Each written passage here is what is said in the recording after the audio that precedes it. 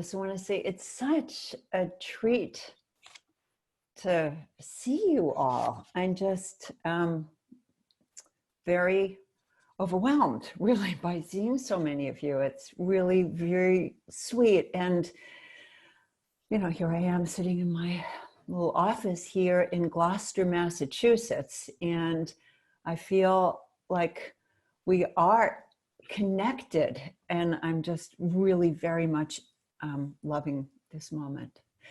So I want to get us started in part because I want us to be together in this. And I'm going to spend a few minutes sharing with you a bit of my personal experience of what I've been going through in the last few weeks. And then we're going to give you a chance to check in with yourselves similarly. So when Bob talked about having a paper and pencil in hand, it's not because we're going to say anything brilliant here. It's because we want you to have a chance to get with yourself when it's your turn to do something kind of like what I'm now going to be doing in sharing these vignettes with you. So I'll start by saying, I think of myself as an empathic and a compassionate person. And people tell me that is one of my greatest strengths, a strength to listen. And I think that is right. And I have to say it connects a lot with how I experience my own identity. And yet, what I want to share with you is how I've been challenged over the last few weeks. And I'm going to go specifically into week 2 of my self-isolation. I'm now heading into week 4, just to give you a little bit of context here. So here's one vignette, all true. One of my dear friends began to tell me how worried she was that she was going to get the coronavirus.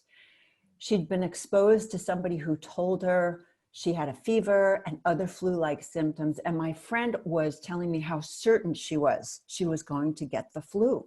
No, not the flu. She was going to get the coronavirus. And my response was, but you don't even know that she has the coronavirus. It could just well be the regular flu. Okay, that's one vignette. Another was that I had a friend who listed all the people in his family who were at risk of contracting coronavirus. And there were several, including his brother, his sister, both of whom were quite compromised, just physically. A pregnant niece. Then there was another niece who had just been diagnosed with cancer, and he was telling me how horrible it would be if he couldn't be there to comfort any of them, if one of them was to be hospitalized. And my response was, let's hope that none of them get sick with the virus. And there was one of my family members who talked about how devastated he was by the plummeting stock market. You know, he said to me, this is way worse than what happened in 2008. And that was really bad.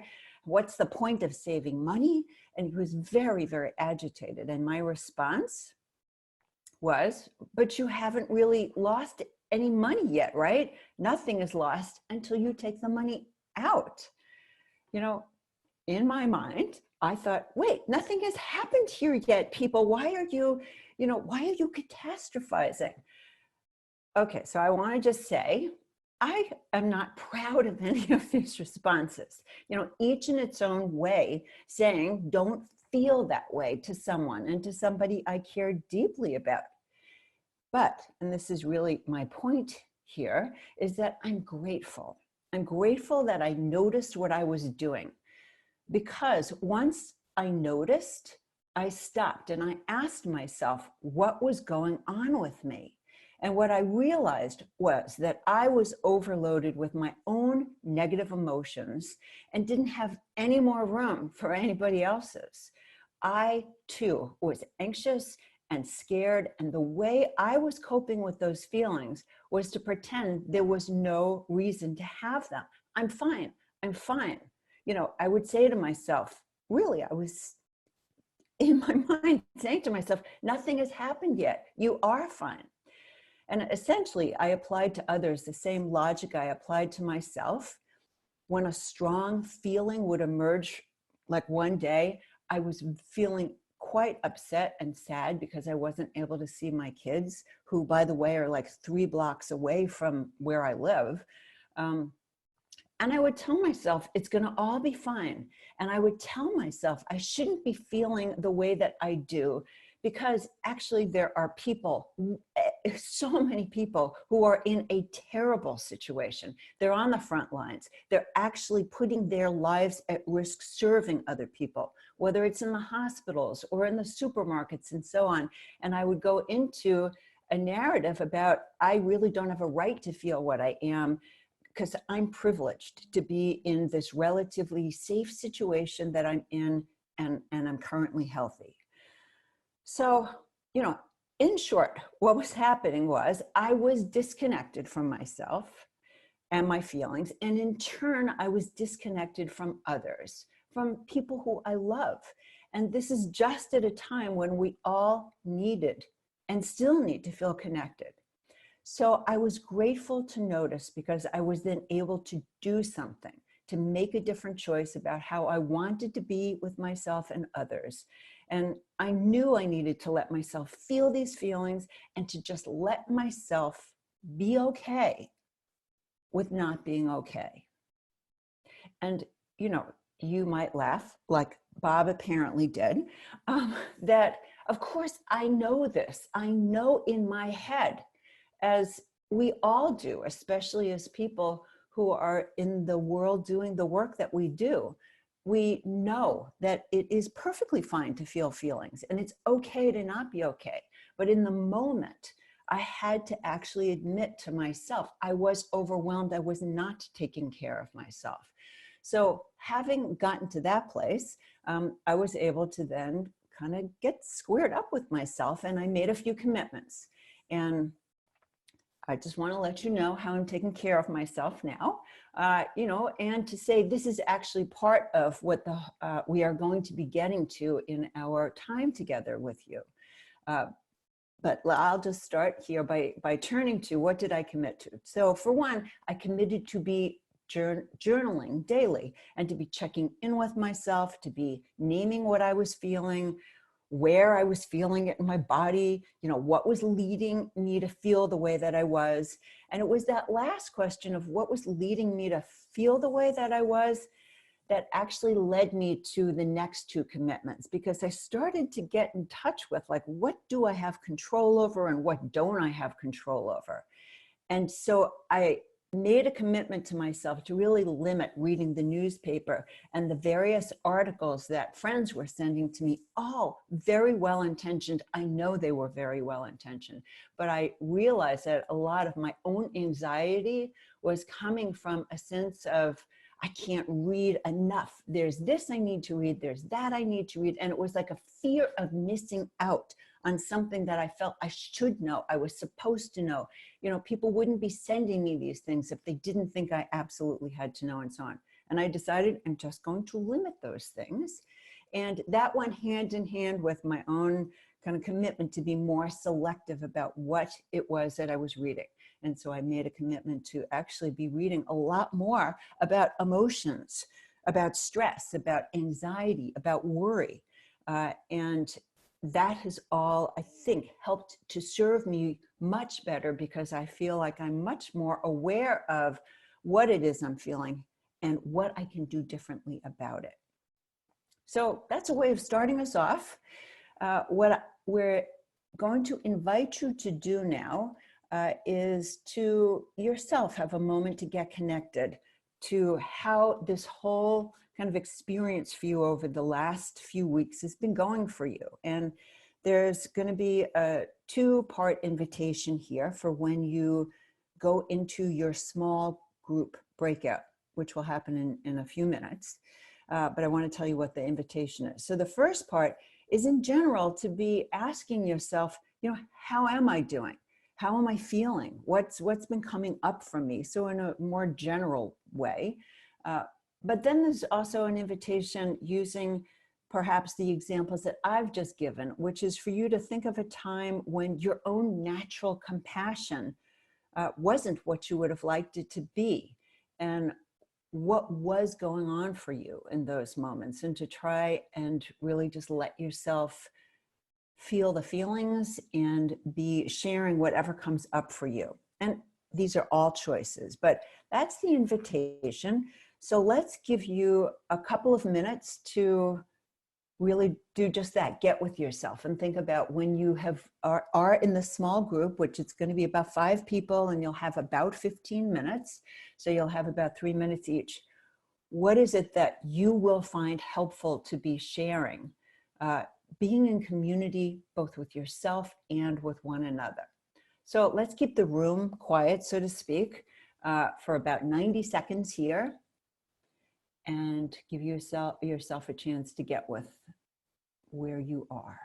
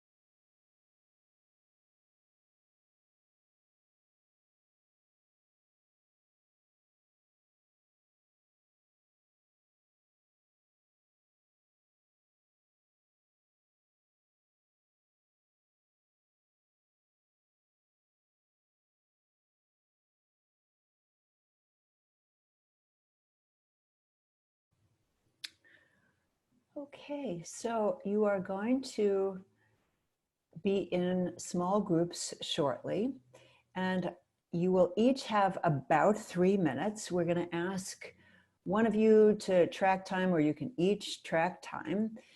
And I want to underscore that the point of the time together in your small group is not about solving any problems. So to ask you not to go in with that expectation for yourself, or to not imagine yourself as giving advice to other people. This is really a time to allow yourself to get with yourself, to feel what you feel, to share that, to be in community with one another. That's the invitation. So you will shortly be whisked away in the magic way that Zoom enables us to do this.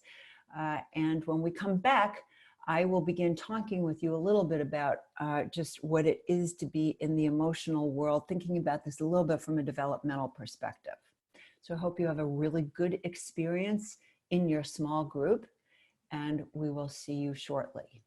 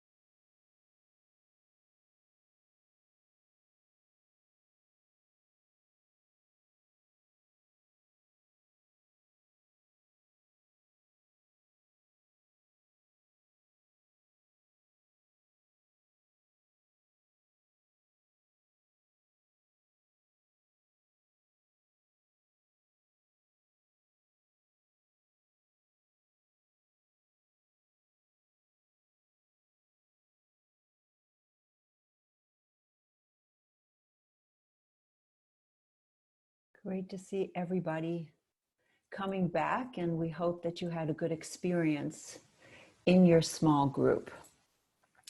So I want to shift a little bit here and to say that, we start the webinar the way that we have because we want to give everybody an opportunity to connect with themselves, because that's the one place where you have some degree of control, in these unprecedented times of all the uncertainty that we are facing.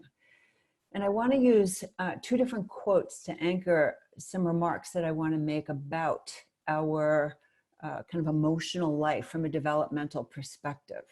And the first one is that, we may not be able to control what we feel, but you can control how you respond to it. Or as Maya Angelou said, you may not control all the events that happen to you, but you can decide not to be reduced by them. So all of this starts with awareness, noticing our feelings, our reactions, and that's what makes it possible for us to have a relationship to those feelings. So by contrast, when we're unaware of our feelings, like in my examples, they're in charge, they're running the show inside of us. We're at their mercy then. Noticing our feelings, though, means that we can step aside from them to whatever degree, and we can look at them. We can even name them. In constructive developmental language, this is the move I'm sure you all recognize, from being subject to something to being able to take it as object. And that move is what animates all developmental shifts, no matter how small that shift is. From a constructive developmental perspective, all adult meaning-making systems are capable of being aware of feelings, and that's good news, right? But that said, having the capability doesn't actually mean that we're necessarily able to draw on those capabilities. For example, if I'm somebody who's operating from a socialized mindset, and I don't get permission from the people in my immediate environment who are significant to me, that it's okay or even valuable to express my feelings, it's going to be difficult for me to connect with my feelings. My holding environment has a lot to do with whether being aware of feelings is acceptable or not. Or like imagine somebody who's operating more from a self-authoring worldview. That person might have constructed a belief system about how to operate in a crisis that explicitly excludes feelings, certain feelings that will negatively influence like high quality decision making. So we need to be aware. Doesn't mean that we necessarily can be in the moment, but let's just say we are aware. Then the next part of these quotes is about being able to make choices about what we want to do with those feelings. And the quotes assume that we each have the capacity to make choices. And this is where development matters, because we know that actually not all adults have that capacity, at least yet. There are developmental demands that are built into these quotes unwittingly. So if I'm operating in the world from a more socialized viewpoint, yes, I can be aware of my feelings, but I am unaware that I have any control about my feelings or that I can feel differently, right? I'm more like the actor on the stage. By contrast, if I'm operating from a self-authoring perspective, well, then I realize that I'm the person who's creating these feelings, nobody else. The emotions aren't just showing up in me. I recognize that I'm forming them. And if I can form them, that means then I can form them differently, right? So there are developmental demands. And I think a lot of what is out there in the world for us right now assumes self-authoring capabilities, that we're able to, take charge of ourselves, recognize it is just about us. And I want to say that we just need to acknowledge whether this is true about ourselves or it's true about others. We are where we are, and wherever we are is beautiful, and to be taken and held well, and to not be pushed to do things that we can't do. But it also means then that we need to be able to take different kind of care of one another. And when I think about for those of us who are able to actually be able to both recognize how we're feeling and then do something about it, let's just recognize that there are a lot of choices that we have about how we can be in relation to our emotions. There are lots of different options we have, and we can make choices from them. We can let our emotions pass. I mean, we all know cognitively emotions last only for a few seconds. We could let them just wash through us. Or we might decide that we're going to offer ourselves self-compassion. There's so much that's out there in the world about how to be compassionate with ourselves. I think of the work that Christian Neff and Chris Germer do, and it's just beautiful work that we could be bringing to ourselves. I think about other kinds of meditative practices. Many of you are probably familiar with the RAIN practice. Tara Brach is a big advocate of the RAIN process, right? I'm recognizing my feelings. That's the R. I'm allowing my feelings, right? I am investigating my feelings. And the N is I'm not identifying with those feelings. They are not me. You know, notice there's so much about in that they're not me. It is about I'm able to take them as object. So that's another choice that we might make when we're aware of how we're feeling. Or I could draw on whatever I know works to shift or to manage a feeling when I'm feeling a certain way. But let's just, be straight with one another here. This is aspirational. Even in the best of cases, even when we have these capabilities, it can be hard to draw on them because we are experiencing so much fear these days, so much uncertainty these days. So let me also just pause here, and I want to emphasize that I think I'm going to shift a little bit out of the development for a moment, because I want to also acknowledge that we all experience ourselves differently. So I'm not talking about developmental differences here. I want to speak to just for a moment that we're wired differently and we process things differently. And for some of us, tuning into feelings directly may not actually be the best way to even know how we're feeling, or that we're feeling anxious or stressed. And, I think about a very dear friend of mine who just told me last week, that before he realized what he was even doing, he had eaten an entire sleeve of crackers, each one just beautifully, buttered up. And he said it was just so yummy and satisfying as I ate each and every one of them. But then I felt sick to my stomach afterwards. And only then did I understand that I was eating because I was anxious, and I was trying to self-soothe myself. Who doesn't know that experience, right? So that if we can be trying to be aware, not just of our feelings, and, we probably, each one of us may know this about ourselves. Are my feelings going to come more through my body? Am I going to recognize it all because, all of a sudden I start going into, well, that's me in my control mode. Now I have to recognize, okay, you're feeling a little anxious here. Just, relax a little bit.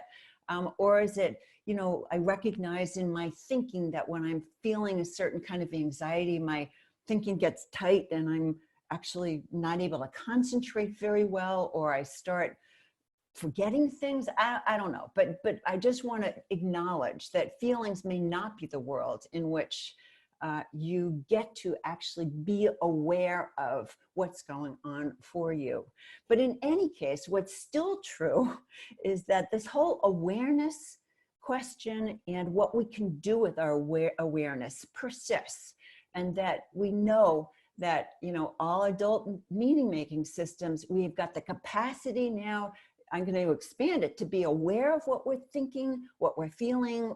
We have the possibilities to be aware of how we're acting, but that still does not mean we're going to be able to draw on those awarenesses. And I imagine it's in some ways easier to see how it's challenging for those of us operating from a socialized worldview to not be able to do something with what we recognize. But I want to also emphasize that it can be as challenging for somebody who's making sense of the world in a self-authoring way. We can have crafted an identity as a person who values a fact-based world, and not find the internal world very worthy of our attention. Or, and I think this or here speaks to many of us, or we may have many aspects of ourselves that we've never integrated, that lead us to be unconsciously committed to self-protective goals like being in control at all times, or never being a burden to others, or being ultra responsible, and so on, you know. And those self-protective goals then lead us to behave in ways that don't serve our higher self, or even more basic, they don't serve a strategy that we know we ought to use now in these very difficult times, but we aren't using. And you know, you may know what the effective strategy is, but you're doing it less than you want. And this is the time when an immunity to change map, for those of you who are familiar with immunity to change map, this is a perfect time to be doing a map for ourselves, right? I know what I want to be doing. I'm doing less of it than I want. Well, what's going on for me in my third column? What are my self-protective goals? And what big assumptions are keeping me beholden to these unconscious self-protective goals, you know, that paradoxically are working against my best interests right now? So I just want to share a couple of examples of potential big assumptions that are operating, and, you know, see if any of these really resonate with you. When I think about the feelings world, I think there's assumptions like, you know, talking about how I feel is only going to make me feel worse. Or an assumption actually that I named earlier for myself, which is like, it's wrong for me to feel badly about my situation. It's not bad enough that I should really feel badly. So many other people have it worse than I do. Or an assumption that I need to be cheery and keep things positive around here so people can keep feeling okay. They're counting on me to do that. Or, you know, feeling badly about my situation is self-indulgent and a waste of time, and instead I should be doing something about it, right? So I'm just giving a few illustrations of assumptions about how we relate to our feelings. But it might be, you know, we're also making assumptions. Of course, we're making assumptions all the time about, you know, what's our relationship to information during these times of such uncertainty. So I might be assuming if I don't tune into the incoming information and learn everything there is to learn about the coronavirus and how to avoid it, I'm going to lose control and I'll be in even more danger. Or, you know, in the work world, we're hearing so much about people who are just so stressed out by having to show up in their work setting while, you know, behind the closed door, barely closed door, they can hear their children or the dog or whatever it is. And that there's nonetheless still operating with an assumption that if I don't show that I can still be counted on while working virtually, I'm going to be less valued here. I'm going to be replaceable. So I just want to name that these are all things that I think are going on for any of us when we are in the midst of something like this current crisis we're in, where there's just so much uncertainty and so many forces of stress and challenge for us, and that we are in a place where I think we are experiencing more degrees of fear than we understandably ever have before. I think the crisis is a moment to both recognize like the precious power of empathy, which is really a lot of what I've been trying to emphasize, and how much our own anxiety can take us out of it. And yet at the same time, right, it's one of the things that's threatened by this crisis.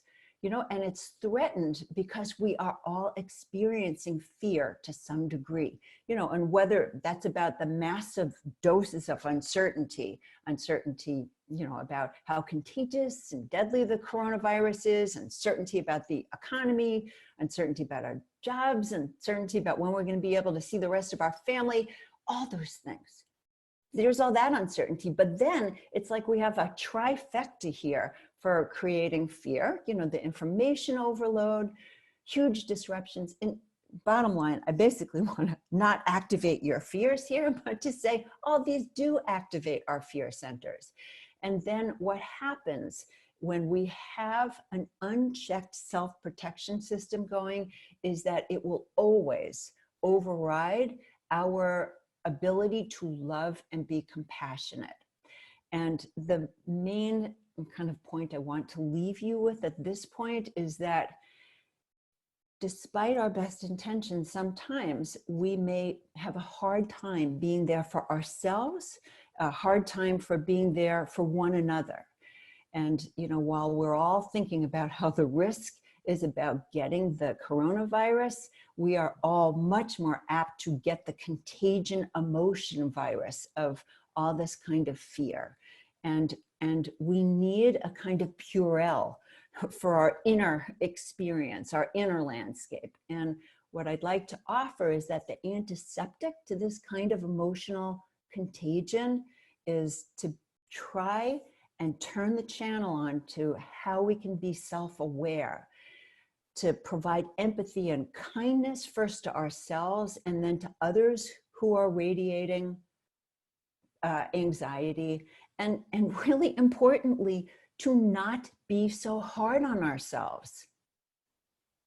And if we can not be hard on ourselves, I think we're in a much better position to not be hard on others and to give ourselves permission to feel and express those feelings, as well as to give others permission to feel and to express those feelings.